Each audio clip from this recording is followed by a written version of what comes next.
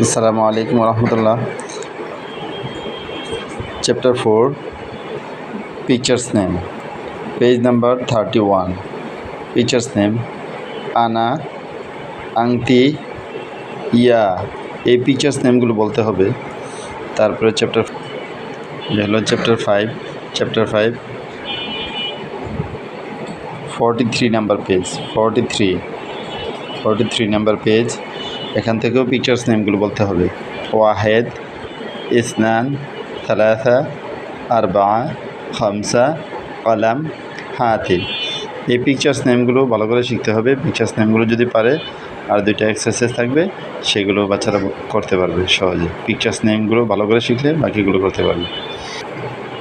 যে দুটি এক্সারসাইজ থাকবে তার মধ্যে একটি হলো ম্যাচিং। পরের পেজে আছে ম্যাচিং। যে এখানে সুইল মানে হলো ম্যাচ করতে হবে। এখানে ওয়ার্ড আছে কলাম, এখানে পিকচার এবং ওয়ার্ড এই দুটাকে ম্যাচিং করতে হবে।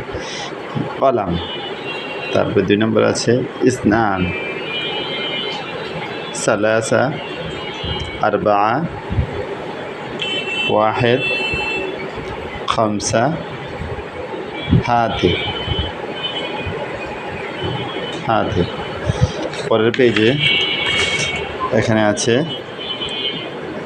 ইসলামিয়া ওদ আলামাত সহায়। এটাকে বাচ্চারা শুনে শুনে টিক দিবে। একটা বয়েস দেওয়া হবে, এটাকে শুনে শুনে প্র্যাকটিস করবে, ইনশাআল্লাহ হয়ে যাবে। যেমন এখানে বলবে খামসা বললে এখানে টিক দিবে।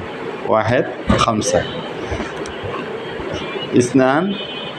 ইসনান,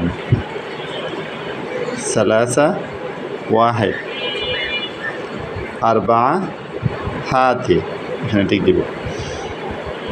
খামসা, সালাসা, সিত্তা, আরবা, সাবা, কলাম, এগুলোতে টিক দিবে। এগুলো ভালো করে প্র্যাকটিস করলে ইনশাআল্লাহ পরীক্ষাতে ভালো নম্বর পাবেন ইনশাআল্লাহ। আসসালামু আলাইকুম ওয়া রাহমাতুল্লাহ।